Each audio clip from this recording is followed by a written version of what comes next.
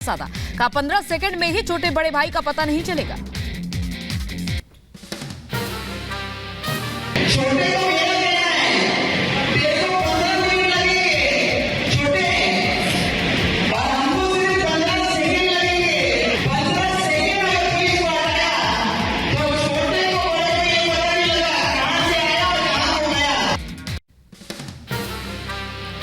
विदेश मंत्री एस जयशंकर ने पीओके पर दिया बड़ा बयान। कहा पीओके भारत का हिस्सा जम्मू कश्मीर से आर्टिकल 370 हटने के बाद पीओके का मुद्दा सामने आया है।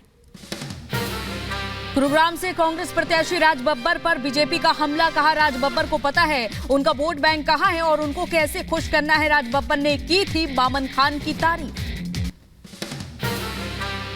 यूपी के शाहजहांपुर में सपा अध्यक्ष अखिलेश यादव ने बीजेपी पर कसा तंज। कहा जिन युवाओं का पर्चा लीक हुआ वो करेंगे गर्मी शान। जिस समय बहुजन समाज और जो आरक्षण का हक और सम्मान मांग रहे हैं जाग जाएंगे, उसी दिन भारतीय जनता पार्टी की गर्मी निकल जाएगी और ठंडे हो जाएंगे। आकाश आनंद को लेकर बसपा सुप्रीमो मायावती का सपा पर तंज। कहा हम पर टिप्पणी करने की बजाय अपने उम्मीदवारों पर ध्यान दें। विक्रमादित्य सिंह आज दाखिल करेंगे अपना नामांकन। मंडी सीट से कांग्रेस उम्मीदवार विक्रमादित्य नामांकन के बाद करेंगे रैली। गृह मंत्री अमित शाह आज तेलंगाना में करेंगे चुनावी प्रचार। सुबह 10:30 बजे तेलंगाना के भूंगीर में जनसभा को संबोधित करेंगे। भूंगीर लोकसभा क्षेत्र से बीजेपी उम्मीदवार बुरा नरसैया गौड़ के समर्थन में वोट की अपील करेंगे। बीजेपी अध्यक्ष जेपी नड्डा आज यूपी की राजधानी लखनऊ में चौथे और पांचवें चरण की तैयारियों की समीक्षा करेंगे। वहीं चित्रकूट और फतेहपुर में चुनावी जनसभा को संबोधित करेंगे। दोपहर 12:30 बजे चित्रकूट में तो वहीं दोपहर 2:30 बजे फतेहपुर के रामलीला मैदान में बीजेपी प्रत्याशी के समर्थन में वोट अपील करेंगे नड्डा। मुख्यमंत्री योगी आदित्यनाथ आज यूपी के 2 जिलों में चुनावी जनसभा को संबोधित करेंगे। जहां दोपहर 12:30 बजे लखीमपुर में आयोजित खीरी लोकसभा की जनसभा को संबोधित करेंगे तो वहीं धौरहरा सीट पर बीजेपी प्रत्याशी के समर्थन में वोट की अपील करेंगे। दोपहर 3 बजे सीतापुर में जनसभा को संबोधित करेंगे। इंडियन ओवरसीज कांग्रेस के चेयरमैन सैम पित्रोदा पर विवादित बयान देना उनका भारी पड़ गया है। पूर्वोत्तर के लोगों ने को लेकर नस्लीय टिप्पणी के बाद एक्शन हुआ है। इंडियन ओवरसीज कांग्रेस चेयरमैन पद से खुद इस्तीफा दिया। उनका इस्तीफा स्वीकार भी कर लिया गया है। सैम पित्रोदा के बयान पर पीएम मोदी का करारा पलटवार। नस्ली टिप्पणी को लेकर पीएम मोदी ने राष्ट्रपति मुर्मू से जोड़ा। बोले चमड़ी का रंग देखकर द्रौपदी मुर्मू का विरोध किया गया। चमड़ी के रंग के आधार पर अपमान ने मुझे गुस्से में भर दिया है। सपा अध्यक्ष अखिलेश यादव भी लखीमपुर खीरी और बहराइच में आज जनसभा को संबोधित करेंगे। दोपहर 12 बजे बहराइच में सपा और इंडिया गठबंधन के प्रत्याशी के समर्थन में वोट की अपील करेंगे। इसके बाद लखीमपुर खीरी में 2 जनसभाएं करेंगे अखिलेश यादव। दिल्ली के उत्तर पूर्वी जिले के बुराड़ी विधानसभा में बीजेपी सांसद प्रत्याशी मनोज तिवारी ने चुनाव प्रचार के दौरान कहा यह देश का प्रधानमंत्री चुनने का चुनाव है, दूसरी तरफ कोई कैंडिडेट नहीं है।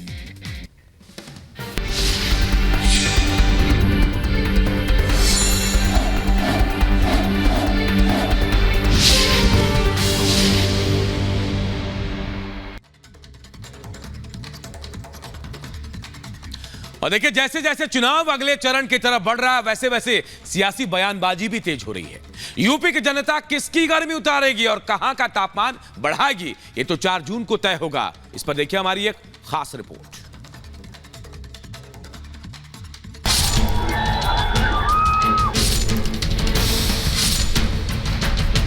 चुनाव परिणाम आएंगे, गुंडों की गर्मी भी धीरे धीरे करके अपने आप शांत होती जाएगी। जो नौजवान जिसकी परीक्षा रद्द हुई है वो इस सरकार की गर्मी उतारने जा रहा है। अखिलेश भैया के लिए गर्मी में चुनाव प्रचार करना बहुत मुश्किल हो रहा है।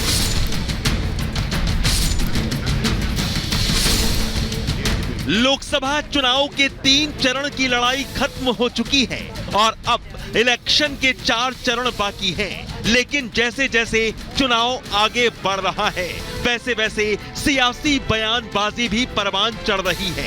खास तौर पर यूपी की सियासत का तापमान बहुत हाई है।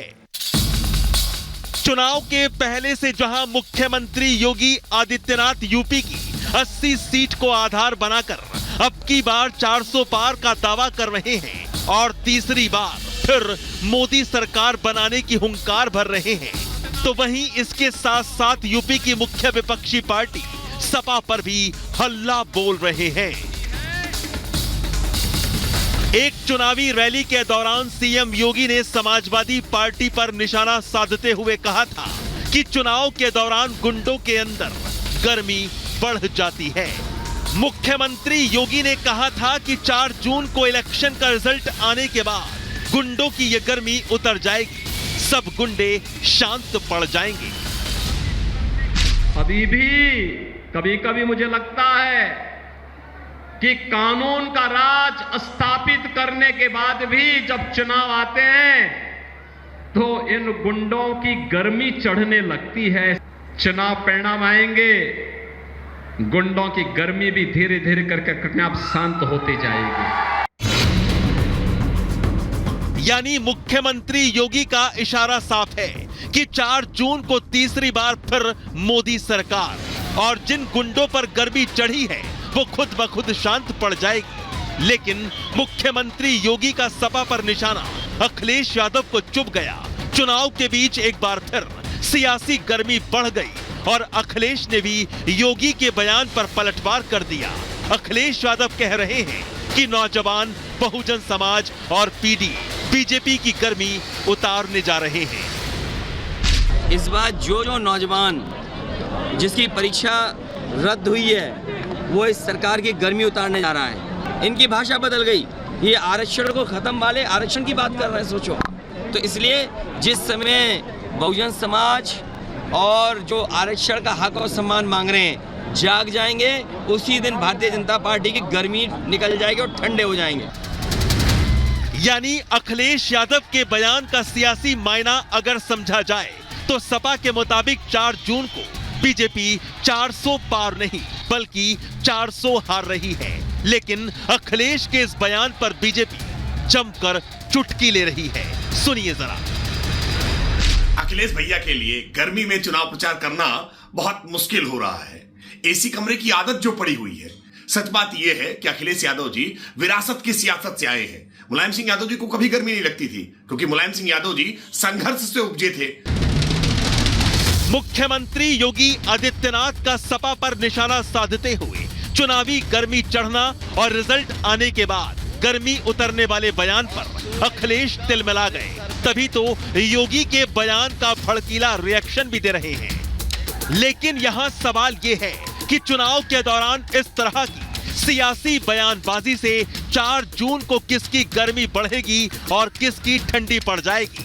चुनावी गर्मी से मचे सियासी गदर में 4 जून को कौन 400 पार करेगा और जनता किसको नकार कर ठंडा कर देगी।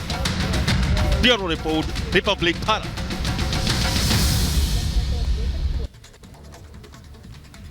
और आपके आसपास जो भी शख्स मौजूद है उसके दिमाग में क्या चल रहा है ये आप नहीं बता सकते। दरअसल मध्य प्रदेश की जबलपुर से एक ऐसा ही हैरान कर देने वाला मामला सामने आया है जहां एक शख्स मंदिर में हाथ जोड़ने गया, लेकिन उसके बाद हाथ जोड़ते हुए उसने दनादन बमों की बरसात शुरू कर दी। देखिए रिपोर्ट।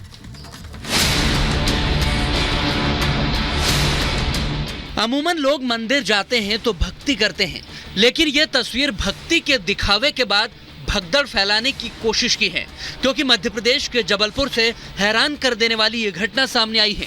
यहाँ एक बदमाश ने मंदिर में पहले प्रणाम किया और फिर बम फेंकने लगा। बमबाजी की इस पूरी घटना का जो वीडियो सामने आया है, जिसे देखकर अब हर कोई हैरान है। सबसे ज्यादा तो वो शख्स जिसके घर पर बम फेंके गए हैं। आनंद ठाकुर है, वो गुंडा टैक्स मांगता है, आए दिन अपराधिक किस्म का अपराधी है। पूरे क्षेत्र में उसका दहशत रहती है। लेडीज़ बदमाश, लेडीज़ों को, दुकानदारों को धमकाता है और पैसे की डिमांड करता है। हमारे घर के लोगों से पैसे की डिमांड कर रहा था, 2000 रुपये दो, नहीं तो मार देंगे। दूसरे दिन हमारे घर में हम लोग रिपोर्ट करें तो बम चला दिए हमारे घर में आके और जान से मारने की धमकी दी, बोले घर पूरे परिवार को ख़त्म कर देंगे। सुना ना आपने। अब इन तस्वीरों को देखिए। पहले बदमाश मंदिर के पास रुक जाता है, हाथ जोड़कर मंदिर के बाहर परिक्रमा करता है। कुछ दूर चलने के बाद वो एक घर के बाहर रुकता है और बदमाश उस घर पर 2 बम फेंक देता है। गनीमत रही कि उसमें से एक ही बम फटता है। वारदात को अंजाम देने के बाद आरोपी वहां से तुरंत फरार हो जाता है। दिन दहाड़े बम कांड के बाद लोगों में दहशत का माहौल है। रंगदारी और धमकाने के आरोप और बम फेंकने के केस में अब जबलपुर पुलिस रिपोर्ट दर्ज कर आरोपी को ढूंढने में लगी है। संबंधित वीडियो थाना खमापुर के बरऊ मोहल्ला से संबंधित है और आरोपी को भी चिन्हित कर लिया गया है। उसका नाम आनंद ठाकुर है और उसके खिलाफ 336 भारतीय दंड विधान और 3-5 विस्फोटक अधिनियम के तहत मामला दर्ज कर लिया गया है और जल्द ही उसको गिरफ्तार कर इसमें चालानी कार्रवाई की जाएगी। बम तो फेंक दिया, अब आरोपी पुलिस की पकड़ में आएगा तो सजा पाएगा। जमकर कुटाई हो सकती है वो अलग। Bureau report, Republic Bharat. और अब बात एक हैरान कर देने वाले वीडियो की। यह वीडियो आया तुर्की के इस्तांबुल से, जहां एक विमान की इमरजेंसी लैंडिंग करानी पड़ी और गनीमत यह रही कि यहां पैसेंजर नहीं थे क्योंकि विमान कार्गो प्लेन था। रिपोर्ट आपको दिखाते हैं। जरा सोचिए कि आप एरोप्लेन में बैठे हैं, मंजिल के बहुत करीब हैं, लैंडिंग होने वाली है और अचानक टचडाउन करते ही पहिए ही नहीं, प्लेन का मुंह भी हवाई पट्टी से चिपक जाए। भगवान ना करे ऐसा किसी के साथ हो, लेकिन हुआ है तुर्की में। गनीमत तो ये रही कि ये कार्गो विमान था, यानी कि इसमें पैसेंजर नहीं बैठे थे, बस मालवाहक था। इस हादसे की तस्वीरें पूरी कहानी अपने आप बयां कर रही है। पायलट की सूझबूझ की तारीफ तो करनी ही होगी, क्योंकि तुर्की के इस्तांबुल में एक बड़ा विमान हादसा होते होते टल गया, जहां लैंडिंग के दौरान रनवे पर प्लेन कई मीटर तक घिसटता चला गया। वीडियो में देखिए कि कैसे बिना नोज गियर के प्लेन रनवे पर लैंड किया। तेज रफ्तार के बावजूद बोइंग का 767 कार्गो प्लेन क्रैश लैंडिंग कर आगे बढ़ता रहा। राहत की बात तो ये रही कि विमान में आग नहीं लगी, लेकिन मौके पर फायर फाइटर्स और